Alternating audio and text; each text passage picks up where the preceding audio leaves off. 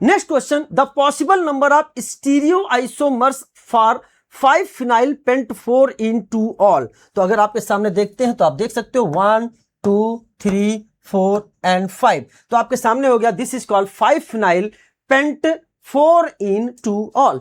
इस मॉलिक्यूल को देखते हो, पूछ रहा है total number of stereo isomer. Total number of stereo isomer की अगर हम बात करते हैं तो प्यारे बच्चों यहां पर आपको ये नजर आ गया कायरल्टी सेंटर, ये आपके सामने है कायरल्टी सेंटर, और यहां पे आपको नजर आ गया GI centre, GI centre, chirality centre. तो प्यारे बच्चों यहां एन की value number of chirality centre यानी ऑप्टिकल सेंटर प्लस आपके सामने जीआई सेंटर। तो प्यारे बच्चों यहां एन की वैल्यू आपके सामने आ गया 2। Total number of stereo isomer 2 to the power n equal to 2 to the power 2 और आंसर आपके सामने आ जाएगा 4। ये आंसर आ गया आपके सामने 4। इस तरीके से चीजों को आप देख सकते हैं। अगर आप मैनुअली देखना चाहते हैं तो भी आपको पता चल जाएगा, माना या तो ये ई हो सकता है या तो ये जेड हो सकता है। अगर ये मान लो ई हुआ, उसके साथ ये या तो आर हो सकता है या तो यस हो सकता है, तो ई के साथ आर हो सकता है, ई के साथ एस हो सकता है। सिमिलरली जेड के साथ आर हो सकता है, जेड के साथ एस हो सकता है। तो आप काउंट कर लीजिए, एक आपके सामने जो 4 स्टीरियो आइसोमर बन रहे हैं उनके कॉन्फिगरेशन क्या क्या हो सकते हैं। ये ई, ये आर, दूसरा ये ई, ये एस, तीसरा ये जेड, ये आर, जेड आर, और दूसरा ये जेड और ये एस। तो E R, E S, Z R, Z S कितने आपको वैसे भी इतने दिखाई दे रहे हैं क्या? 4 नजर आ रहे हैं। मैनुअली भी बता दिया, बट आप सीधे फार्मूले से यूज करके इसको बता सकते हैं। तो ये क्वेश्चन देखिए, जो भी अच्छे अच्छे क्वेश्चंस थे जेईई मेंस के या फिर एनसीईआरटी ओरिएंटेड, वो सारे के सारे क्वेश्चंस मैंने आपके सामने लिए हैं ताकि आपका रिवीजन एग्जाम के करीब आ रहे हैं, आपका अच्छा रिवीजन हो जाए। नाउ आपके सामने क्वेश्चन फिर से आ गया है, बहुत प्यारा क्वेश्चन आया है, बहुत ध्यान समझना। The compounds that provide CO2 that produce CO2 with aqueous NaCO3 solution. तो बहुत आसान है, एक बार वापस से रिवीजन में आपको करा देना चाहता हूं। तो याद रखें, मैं केवल यहां पर बात NaCO3 के साथ रिएक्शन के साथ नहीं कर रहा हूं, मैं पूरा एक बार रिवाइज आपको करा देता हूं। तो आपके साथ रिएक्शन पूछ सकता है, कौन एक्वस NaOH के साथ रिएक्शन करेगा, कौन सोडामाइड के साथ रिएक्शन करेगा, दिस इज कॉल्ड सोडामाइड। आपसे क्वेश्चन पूछ सकता है कि आप बताइए कौन एक्वस NaCO3 के साथ रिएक्शन करेगा या सॉल्युबल होगा, कौन सोडियम के साथ रिएक्शन करेगा। तो प्यारे बच्चों ध्यान सुनना, ऐसा एसिड जिसकी एसिडिक स्ट्रेंथ वाटर से ज्यादा होती है वो एक्वस NaOH के साथ रिएक्शन करेगा। सर आपको कैसे पता चल जाता है? वाटर से ही चेक करना है। अरे प्यारे बच्चों, अगर NaOH है तो OH माइनस एसिड के साथ रिएक्शन करेगा तो OH माइनस H प्लस ले जाएगा तो वाटर ही बनाएगा। और कोई भी acid base equilibrium weaker acid की ओर जाती है। क्यों वीकर एसिड की ओर जाती है? बिकॉज ध्यान सुनना, वीक एसिड का डिसोसिएशन आसानी से नहीं होता, यानी वो स्टेबल होते हैं। Weak acid are stable then strong acid. Strong acid का डिसोसिएशन बड़ी आसानी से हो जाता है। तो यानी जिसका डिसोसिएशन आसानी से हो रहा है और जिसका डिसोसिएशन आसानी से नहीं हो रहा है, डिसोसिएशन आसानी से नहीं हो रहा है यानी ये स्टेबल है। कोई भी इक्विलिब्रियम किधर जाती है? स्टेबिलिटी की ओर जाती है। तो OH माइनस जब H प्लस ले जाएगा तो प्रोडक्ट साइड में क्या बनाएगा? वाटर। तो वो क्या होना चाहिए? वाटर कैसा होना चाहिए? स्टेबल होना चाहिए। यानी वो कैसा होना चाहिए? दैट इज वीक एसिड होना चाहिए। तो जो एसिड रिएक्शन कर रहा है वो कैसा होना चाहिए? स्ट्रांग होना चाहिए। इसीलिए हम उसकी तुलना करते हैं कि जो भी एसिड है वो वाटर से ज्यादा एसिडिक स्ट्रेंथ रखना होना चाहिए। तो अगर ऐसा एसिड जिसकी एसिडिक स्ट्रेंथ वाटर से ज्यादा है वो एक्वस NaOH या सॉल्युबल एक्वस NaOH के साथ रिएक्शन करेगा या सॉल्युबल इन एक्वस NaOH होगा। उसी तरीके से जब NH2 माइनस आपके सामने एसिड के साथ रिएक्शन करेगा तो अमोनिया बनाएगा, तो हमें अमोनिया से कंपेयर करना है। यानी ऐसा एसिड जिसकी एसिडिक स्ट्रेंथ अमोनिया से ज्यादा होगी वो सोडामाइड के साथ रिएक्शन करेगा। सिमिलरली ऐसा एसिड, अब देखो ये NaCO3 है, यानी SCO3 माइनस H प्लस ले जाएगा तो H2CO3 बनाएगा। तो यानी उसकी acidic strength H2CO3 that is carbonic acid से क्या होनी चाहिए? ज्यादा होनी चाहिए। तो ऐसा एसिड जिसकी एसिडिक स्ट्रेंथ कार्बोनिक एसिड से ज्यादा होती है वो एक्वस NaCO3 के साथ रिएक्शन करेगा या एक्वस NaCO3 में सॉल्युबल होगा and produce CO2 gas. Question पूछा गया है and that CO2 comes from bicarbonate. कैसे रे प्यारे बच्चों? ये जो आपके सामने H2CO3 होता है टूट जाता है किसमें? CO2 प्लस H2 में। प्रोडक्ट की तरफ बनेगा, टूट जाएगा CO2 प्लस H2O में। तो ये कार्बन आया कहां से? ये कार्बन इस H2CO3 से आया। ये H2CO3 आया कहां से? वो इस बाइकार्बोनेट से आया। तो वही तो बात कर रहा हूं, reacts with aqueous NaCO3 are soluble in aqueous NaCO3 and evolve CO2 gas. ये CO2 कहां से आया है? And this CO2 comes from bicarbonate that is NaHCO3 के साथ आया है। ये क्वेश्चन भी आपसे पूछा जाता है। फिर क्या है? कंपाउंड विथ एसिडिक और एक्टिव H। ऐसे कंपाउंड जिसके पास एक्टिव या एसिडिक H हो। एक्टिव H कैसे पहचानोगे? ऐसा हाइड्रोजन जो किसी एक एसिड ऐसे एटम से जुड़ा हो जिसकी ईएन 3 या 3 से ज्यादा है, उसके साथ अगर सोडियम रिएक्शन करेगा तो गुड़गुड़ गुड़गुड़ करेगा, यानी H2 गैस देगा। इस पर भी आधारित क्वेश्चन पूछा गया है, अच्छा से समझना। जीओसी का मैंने अभी सेशन लिया है, कंप्लीट जीओसी को हमने पूरा का पूरा कंप्लीट जीओसी को उसमें रिवाइज कराया है। ये सारी की सारी चीजें मैंने वहां पर आपको अच्छे से एक्सप्लेन करी है। आप चाहे क्विक रिवीजन 1.5 या 2x पर उसको देख सकते हैं। चलिए प्यारे बच्चों, उसकी पीडीएफ भी प्रोवाइड कर दी गई है टेलीग्राम चैनल पे। तो यहां पर आप देख सकते हैं आपको क्या मिला, the compound that produce CO2 with aqueous CO3, यानी हमें देखना है ऐसा एसिड जिसकी एसिडिक स्ट्रेंथ किससे ज्यादा हो, H2CO3 से ज्यादा हो, वही हमारा क्या होगा, NaCO3 के साथ रिएक्शन करेगा और CO2 गैस देगा। तो भैया देख लो कौन कौन से होते हैं। अब इसके लिए आपको एसिडिक स्ट्रेंथ तो पता होनी चाहिए। क्या ये carboxylic acid, benzoic acid, yes ये पास हो जाएगा एकदम। Carboxylic acid are more acidic than carbonic acid, ये कार्बोनिक है। This is called as a carbonic acid. चलो प्यारे बच्चों, हॉट क्वेश्चन है, ऐसे क्वेश्चन पूछे जाते हैं। फिनॉल नहीं साहब, फिनॉल नहीं होता। फिनॉल को हम एक और नाम है, फिनॉल को हम लोग बोलते हैं carbolic acid, and carbolic acid are less acidic than carbonic acid. ठीक है, इसके अलावा आपके सामने बना है this is called picric acid, बहुत ध्यान सुनना, and picric acid are more acidic even that, ये आपके सामने फॉर्मिक एसिड हो, बेंजोइक एसिड हो, एसिटिक एसिड हो, इनसे भी ज्यादा एसिडिक स्ट्रेंथ रखते हैं, भले ही फिनोलिक कंपाउंड क्यों ना हो। तो प्यारे बच्चों ये पास हो जाएगा। ये कार्बोक्सिलिक एसिड ये तो पास हो ही जाएगा। ये आपके सामने फिर से फिनोलिक आ गया और देखो पैरा पर OCH3 है, फिनॉल से भी कम एसिडिक स्ट्रेंथ कर रहा, भैया ये नहीं होगा। तो आपके सामने आंसर हो गया 1, 2 एंड 3। तो आपके सामने कौन कौन सा, A, C और D, तो आंसर हो जाएगा third A, C and D only. अच्छा क्वेश्चन था। चलिए बहुत कुछ मैंने रिवाइज करी है, मेरा बार बार प्रयास होता है 15 क्वेश्चन के डिस्कशन करने में टाइम ज्यादा नहीं लगना है। आप किसी दिन कहोगे तो 15 क्वेश्चन का डिस्कशन 15 मिनट के अंदर कर दूंगा, लेकिन उसका मतलब क्या है, मेरा मतलब यह है कि मैंने तो आपसे केवल यहां पर क्वेश्चन पूछा सोडियम बाइकार्बोनेट, लेकिन कल वो इसके बारे में भी पूछ ले तो आप उसका जवाब दे सकते हैं। कल वो यहां से हटकर कहीं और पूछ ले, आजू बाजू से क्वेश्चन बनाने लग जाए, थोड़ा मॉडिफाइड करने लग जाए उन सबसे, या एनसीईआरटी के उस पेज पर कुछ और दिया है वहां से क्वेश्चन पूछ ले, या कहीं नोट दिया है वहां से क्वेश्चन पूछ ले, या ऐसा क्वेश्चन कहीं पूछा गया है, कहीं अच्छी जगह दे रखा है वहां से क्वेश्चन पूछ ले। मेरी पूरी कोशिश होती है कि अगर आप हमारे क्वेश्चन का डिस्कशन देख रहे हैं तो इसको वन शॉट ही समझिए कि एक अच्छे क्वेश्चन का कलेक्शन लेकर आया हूं और एक अच्छे क्वेश्चन को इस तरह से एक्सप्लेन कर रहा हूं ताकि ज्यादा से ज्यादा आपका क्राइटेरिया जो है वो कवर हो जाए।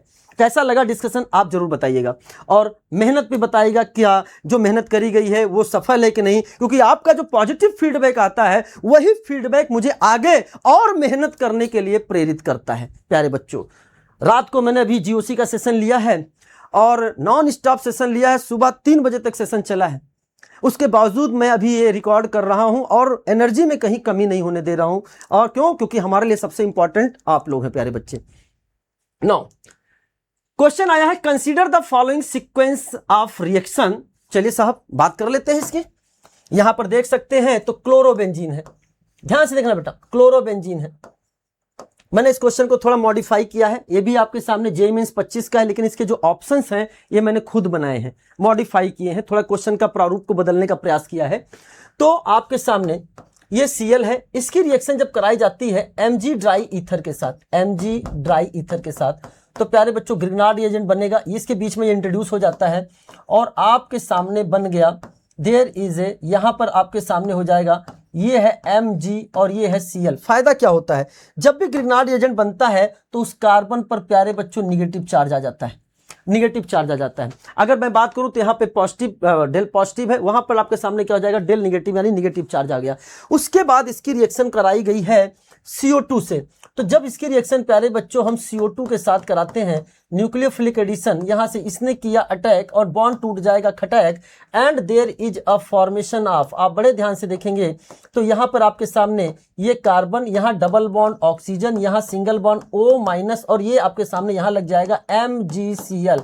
नाउ हमने इसी कर दी प्यारे बच्चों हाइड्रोलाइसिस, ये ले लिया H3O+, तो आप इस बॉन्ड को तोड़ दीजिए, यहां HN यहां OH जोड़ दीजिए, there is a formation of carboxylic acid, आपने C डबल बॉन्ड OOH, और there is a formation of benzoic acid.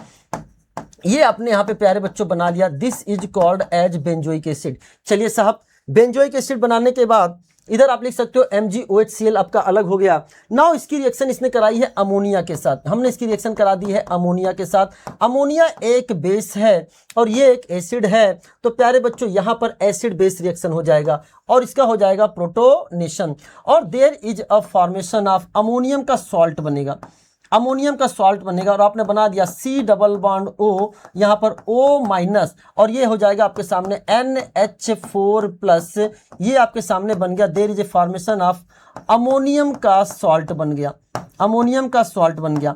प्यारे बच्चों हमने जब इसको हीट किया तो आपको करना क्या है, यहां से H2 निकालो, यहां से O निकालो, हमने ट्रिक से डायरेक्ट बता दिया है, यहां से पानी निकलेगा और पानी निकलने के बाद there is a formation of, यहाँ पे C डबल बॉन्ड O और यहाँ पे प्यारे बच्चों आपके सामने बन जाएगा NH2, there is a formation of amide, ये आपके सामने एमाइड का फॉर्मेशन हो गया, ये आपके सामने एमाइड का फॉर्मेशन हो गया। अब बहुत ध्यान से समझना, हम डायरेक्ट इसको ऐसे भी कर सकते थे, आपको इतना ज्यादा प्रैक्टिस होना चाहिए कि डायरेक्ट हम इसको यहां पे भी ला सकते हैं कि अगर कार्बोक्सिलिक एसिड की रिएक्शन अमोनिया और हीट के साथ कराई जाती है तो सीधे आपको क्या बनाना है, सीधे आपको एमाइड बनाना है, ठीक है ना प्यारे बच्चों।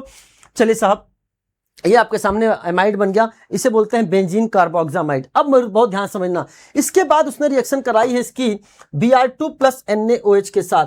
इसकी रिएक्शन जब हम कराते हैं Br2 प्लस NaOH के साथ, ये आपके सामने है Hofmann bromamide degradation reaction HBD reaction आपके सामने ये आ गया है। तो यहाँ पे ट्रिक से मैं क्यों नहीं बता रहा हूँ, केवल ट्रिक से बता रहा हूँ कि आपको ये CO को हटा देना है, CO को हटा देना है, बाकी चिपका देना है। And there is a formation of, benzene पर लग जाएगा NH2, this is called as aniline, इसे आप एनिलीन बोलिए, या बेंजीन पर एमाइन है, this is called as a बेंजीनामाइन।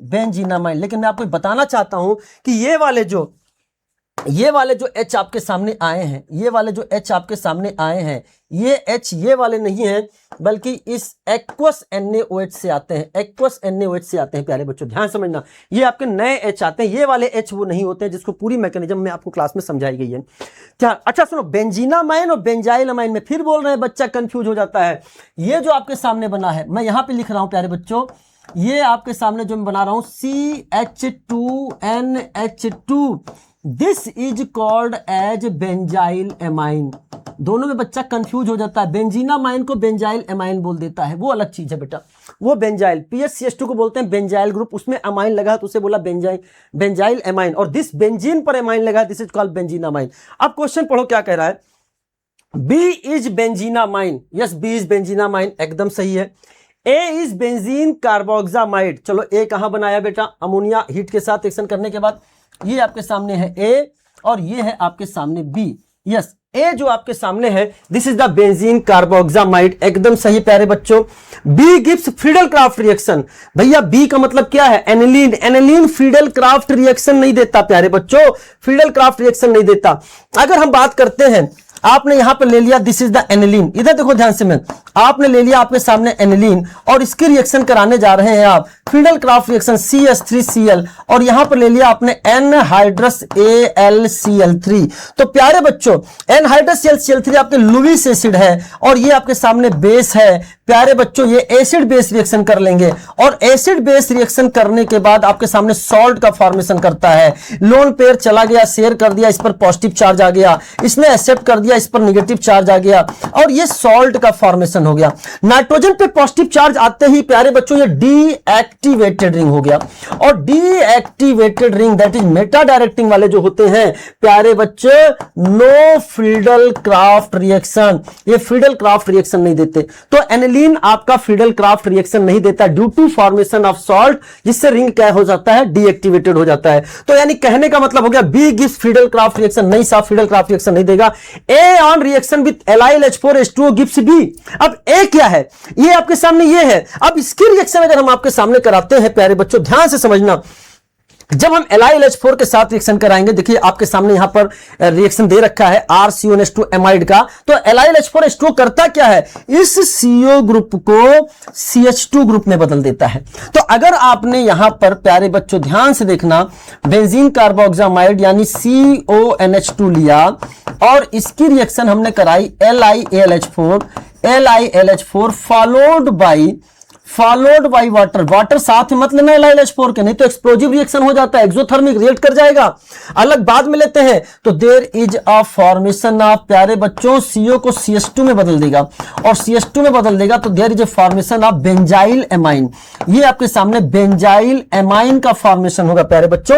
यानी कहने का मतलब ये स्टेटमेंट भी गलत है। तो देखा जाए तो उसने पूछा है कि the number of correct statement कितने हैं प्यारे बच्चों, दैट इज द 2 का मतलब 2 में टिक मत कर देना, हो सकता है कि बच्चों ने यहां भी टिक कर दिया हो।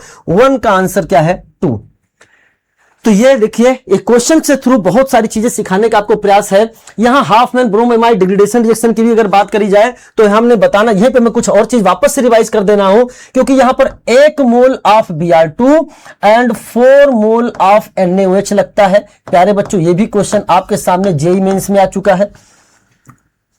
ये क्वेश्चन भी आपके सामने प्यारे बच्चों दैट इज जेईई मेन में आ चुका है। इसके अलावा प्यारे बच्चों मैं भी बताना चाह रहा हूं कि इसमें जो ये CO2 ग्रुप, ये CO ग्रुप है, ये जो लास्ट होता है खत्म हो जाता है, बहुत ध्यान सुनना, जैसे CO उड़ गया तभी तो बच्चा ये किस फॉर्म में जाता है, ये आपके सामने प्यारे बच्चों ये CO3-2 कार्बोनेट के फॉर्म में जाता है। ये भी क्वेश्चन आपके सामने जेईई मेंस में क्वेश्चन आ चुका है। इसलिए मैंने कहा है एक एक शब्द को ध्यान से देखिए, आप देख रहे हैं तो आपको बहुत फायदा होगा। और तीसरा आपके सामने है कि जो ये वाला H2 है वो ये वाला H2 नहीं है, वो कहां से आता है, वो आपके सामने एक्वस NaOH से आता है, जो नहीं आता है। ये डिसेंडिंग प्रोसेस है, स्टेप डाउन प्रोसेस है। इसका मतलब क्या है, ये कार्बन के नंबर को कम करने में यूज होता है। और there is a formation of primary amine, ये आपके सामने प्राइमरी एमाइन बन गया, चाहे वो एलिफेटिक हो चाहे एरोमेटिक हो, हर तरह का प्राइमरी एमाइन इससे बनाया जा सकता है। लेकिन स्टार्टिंग किससे करते हैं, स्टार्टिंग करते हैं 1 डिग्री एमाइड से। 1 डिग्री एमाइड को 1 डिग्री एमाइन में बदलने का मेथड है। आई थिंक बहुत सारी चीजें मैंने इस क्वेश्चन के थ्रू आपको रिवाइज कर दी है। चलिए प्यारे बच्चों, नाउ बहुत प्यारा क्वेश्चन ये भी है आपके सामने, और इस क्वेश्चन को ध्यान से देखेंगे तो आपके सामने कह रहा है identify correct statement. Primary amines do not give diazonium salt when treated with NaNO2 in acidic condition। नहीं साहब, प्राइमरी अमाइन देते हैं प्यारे बच्चों। अगर हम आपसे बात करें तो प्राइमरी अमाइंस की बात करें, चाहे वो एलिफेटिक हो चाहे वो एरोमेटिक हो, बहुत ध्यान सुनना। तो अगर हम RNH2 की रिएक्शन करते हैं NaNO2 प्लस HCl, प्यारे बच्चों ये बदल जाता है Rn2 प्लस में बदल जाता है, Rn2 प्लस में बदल जाता है। और यहां पर जो इलेक्ट्रोफाइल होता है, जो इन्वॉल्व होता है इसमें, वो होता है प्यारे बच्चों नाइट्रोसोनियम आयन, वो होता है नाइट्रोसोनियम आयन।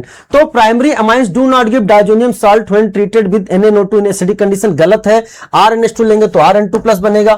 PHNH2 लोगे, PHNH2 लोगे तो NaNO2 प्लस HCl 0 से 5 डिग्री सेंटीग्रेड, प्यारे बच्चों ये बन जाएगा PHN2 प्लस बेंजीन डाइजोनियम बनेगा। ये आपके सामने कैसा होता है, अनस्टेबल होता है। और ये 0 से 5 डिग्री सेंटीग्रेड पर क्या होता है प्यारे बच्चों, स्टेबल होता है ड्यू टू रेजोनेंस स्टेबलाइज। तो एक क्वेश्चन ऐसा भी बन सकता है कि कौन सा डाइजोनियम जो है आपका स्टेबल होगा, तो एरोमेटिक वाला स्टेबल होगा। तो पहला स्टेटमेंट क्या है, उसने पूछा है आइडेंटिफाई करेक्ट स्टेटमेंट, तो बेटा पहला स्टेटमेंट कैसा हो गया, वो गलत हो गया। चलो साहब, aliphatic and aromatic primary amines on heating with CH-Cl3 and ethanolic OH form carbyl amine, एकदम सही है प्यारे बच्चों, एकदम सही है। अच्छा, इसमें एक चीज और ऐड कर देता हूं, जब ये टूटता है ये आपके सामने यहां से N2 बाहर निकल जाएगा और आपके सामने बनेगा R+, और R+ पर फिर H2O रिएक्शन करके आपके पास बना देता है एल्कोहल का फॉर्मेशन करता है, यहां एल्कोहल का फॉर्मेशन करता है। एंड कार्बोकटायन है तो यहां पर क्या हो जाएगा आपके सामने, यहां रीअरेंजमेंट में भी आल्सो पॉसिबल। ठीक है प्यारे बच्चों, तो ये कुछ है। जब एलिफेटिक लेंगे तो आपके सामने प्रोडक्ट क्या है, एल्कोहल बन जाता है, क्योंकि ये अनस्टेबल होता है, तुरंत ये बॉन्ड यहां से टूट जाता है। बेस्टेस्ट लिविंग ग्रुप आपके सामने है। Aliphatic and aromatic primary amines on heating with chloroform ethanol form carbyl amine, एकदम सही है। आप देख सकते हैं कार्बिल अमाइन रिएक्शन की बात करें तो चाहे एलिफेटिक हो चाहे aromatic primary amine on heating with chloroform and ethanolic potassium hydroxide form isocyanide, या इसे बोलते हैं carbyl amines, which are foul smelling substance. जब कभी कलर आता है या कलर जाता है, पीपीटी बनता है या घुल जाता है, कोई गैस निकलता है, गुड़गुड़ करता है या स्मेल आता है, पीओसी कहलाता है। प्रैक्टिकल ऑर्गेनिक केमिस्ट्री की बात होती है। And secondary and tertiary amine do not show this reaction, secondary tertiary amine reaction नहीं देते। This reaction is known as carbylamine reaction और isocyanide test and used as a test for primary amine. तो यहां पर देख सकते हैं primary amine चाहे एलिफैटिक हो, चाहे एरोमेटिक हो, क्लोरोफॉर्म और केवेज के साथ रिएक्शन करके क्वेश्चन ये भी पूछा गया है कि इसमें अगर हम रिएक्शन कराते हैं तो क्लोरोफॉर्म का इसमें 1 मोल और केवेज का इसमें 3 मोल, ये भी क्वेश्चन पूछा गया प्यारे बच्चों। हीट करते हैं तो बनता है RNC3KCl प्लस 3H2O, तो इसको भी आपको याद रखना है, यहां से क्वेश्चन बन सकता है। चीजें आपको बड़े ध्यान से सुननी है प्यारे बच्चे, क्वेश्चन एनसीईआरटी से जाए तो कहीं से कुछ भी वो आपसे पूछ सकता है। तो यहां से देख सकते हैं ये स्टेटमेंट सही है। Secondary tertiary amine also give carbyl amine reaction, नहीं भाई साहब नहीं देता है। आप मैकेनिज्म में जाएंगे तो मैकेनिज्म से सारी चीजें आपको समझ में आएंगी, क्लास में कराई गई हैं। और यहां लिखा है secondary and tertiary amine do not show this reaction, तो और ये क्या कह रहा है secondary and tertiary amine also give carbyl amine, नहीं साहब आप गलत हो।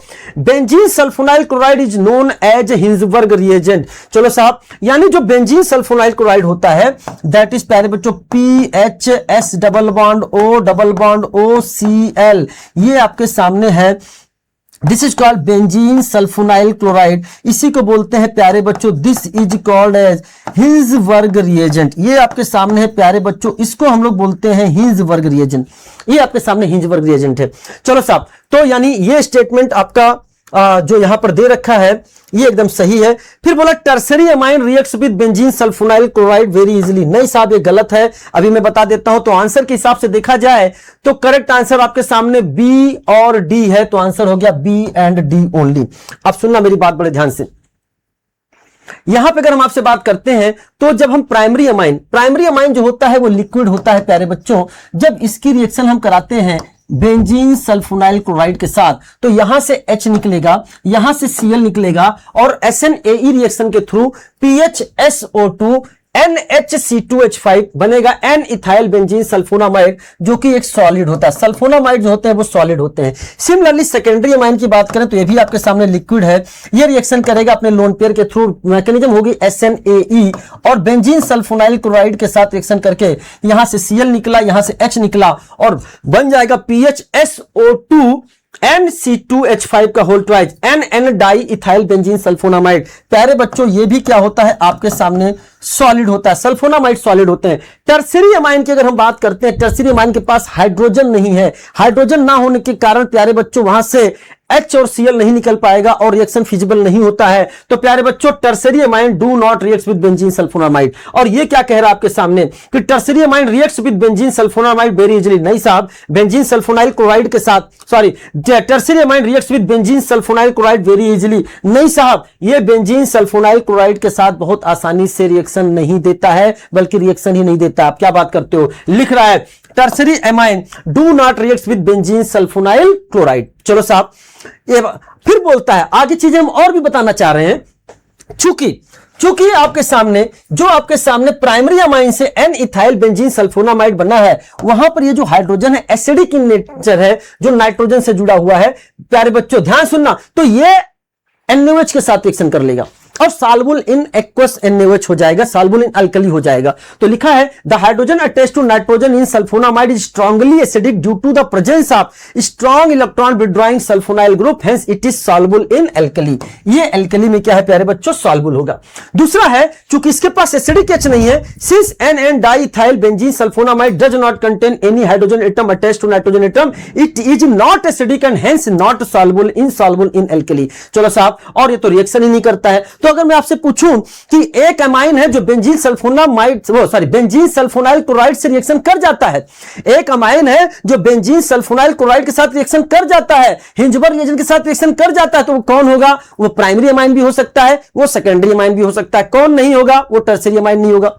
फिर कहता है बेंजीन सल्फोनाइल क्लोराइड के साथ रिएक्शन करता है एंड अल्कली में सॉल्युबल होता है, तो वो प्राइमरी अमाइन ही होगा, क्योंकि बेटा इसका जो सल्फोनामाइड बना है उसमें आपके सामने एसिडिक H है, तो वो प्राइमरी अमाइन ही होगा। बेंजीन सल्फोनाइल क्लोराइड के साथ रिएक्शन करता है लेकिन अल्कली में इनसॉल्युबल होता है, तो वो सेकेंडरी अमाइन वाला होगा। और रिएक्शन ही नहीं करता है तो वो टर्सरी अमाइन है। तो इससे हम लोग क्या है, ये पीओसी में यूज कर सकते हैं।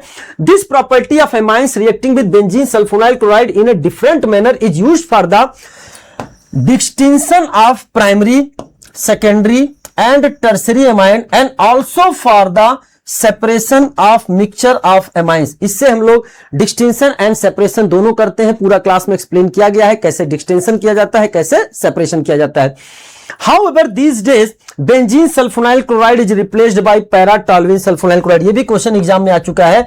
अगर हमने क्या किया, पीएच है, इसको मैं बना देता हूं ऐसे, यहां पे आपके सामने S डबल बॉन्ड O और आपके सामने Cl, अगर इसके पैरा पर हमने लगा दिया CH3 तो आपके सामने ये बन जाएगा para-toluene sulfonyl chloride। This is called para-toluene sulfonyl chloride। Question देखिए प्यारे बच्चों क्या पूछा गया है, और हम आपके सामने उससे रिलेटेड बहुत सारी चीजें आपसे एक्सप्लेन कर दी हैं ताकि इस पर आधारित कोई भी क्वेश्चंस बने आप उसको सॉल्व कर सकते हैं। Now next question, in Dumas method for estimation of nitrogen 0.3 gram of an organic compound, ये organic compound 0.3 gram of an organic compound दे दिया गया है, gave 50 ml of nitrogen collected at 300 kelvin temperature. यहां पे सारी चीजें आपके सामने दी गई हैं। चलिए प्यारे बच्चों ध्यान सुनना,